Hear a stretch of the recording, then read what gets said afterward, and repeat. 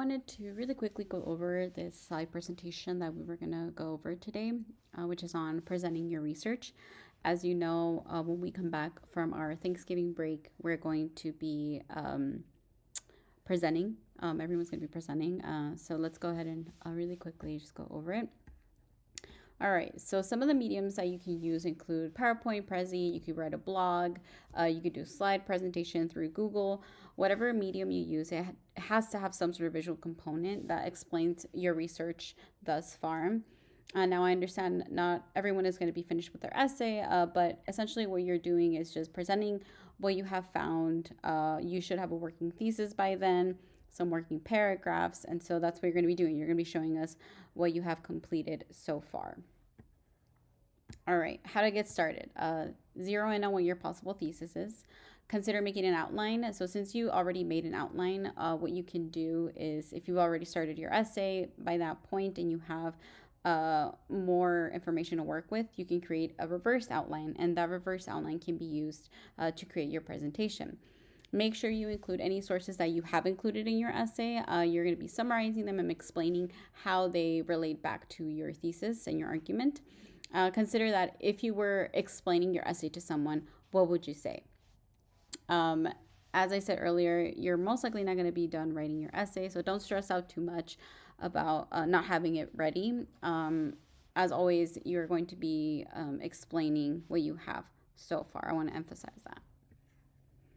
All right, so the oral presentation. So in order for us to kind of get those jitters out, it's really helpful to make sure that we're well prepared.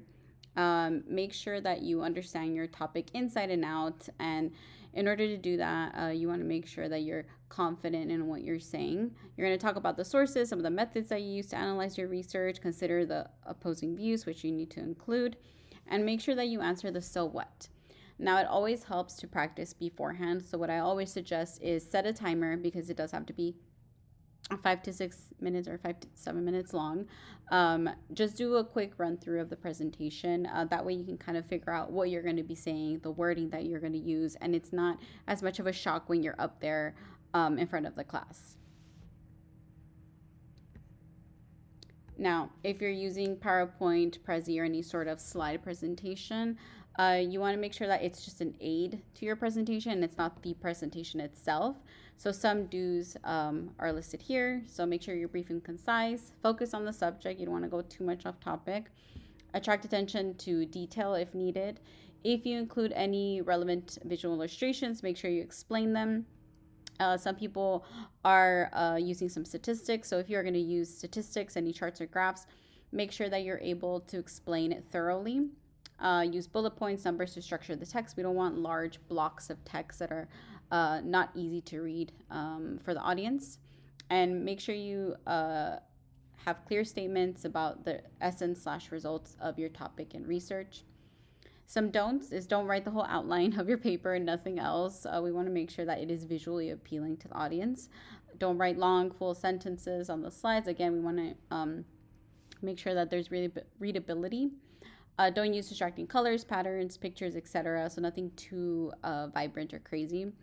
Don't use complicated charts that you can't explain. Again, you want to make sure that you're able to teach it to the class, because that's essentially what you're doing. You're teaching us about your topic. And again, the reason why we do these presentations is to make sure that you have a full grasp on what you're talking about in your research, because the best way to know that is to teach it to someone else. So that's why we do these presentations. I swear it's not to torture you. All right. So why is it important? So it's important because it's going to help you zero in and on what is working and what is not.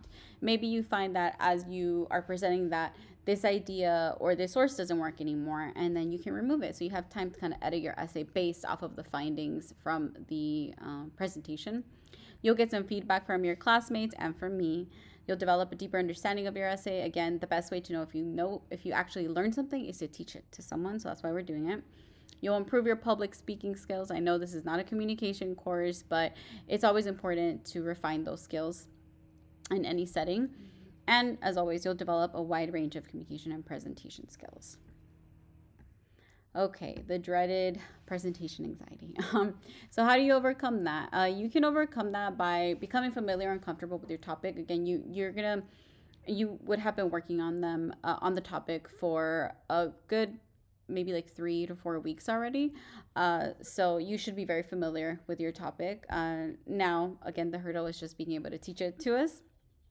But by presenting to friends or family or even your cat, it'll help get over some of that anxiety. And just know that everyone is just as nervous as you are, and that always helps. It's always helped me as a presenter. Um, well, not now as a teacher, but you get it. Anyway, so let's go ahead and really quickly look at the actual assignment.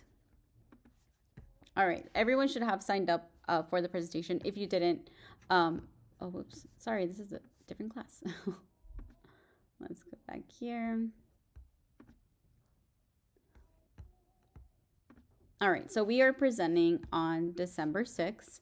And if you have not signed up, please inbox me as soon as possible and I will put you into one of these slots. If you have, don't worry about it. So here is our presentation prompt. Everyone will submit at 10:30 on the 6th. These presentations cannot be substituted or made up if you're absent, so please ensure that you are present and ready to teach as your topic.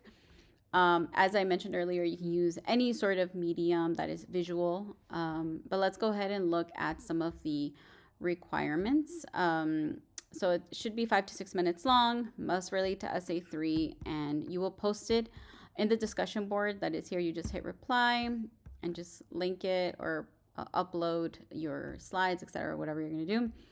And please remember to include a works cited because you are going to be talking about some of your sources. So you want to make sure that you include that works cited at the very end. All right. So that's pretty much it. Please contact me if you have any questions, if anything. Doesn't matter what it is. If you want to set up a Zoom session, we can also do that. We can schedule something for you. All right. So I will see you guys not next week, but the week after Thanksgiving. But anyway, happy Thanksgiving. Bye-bye.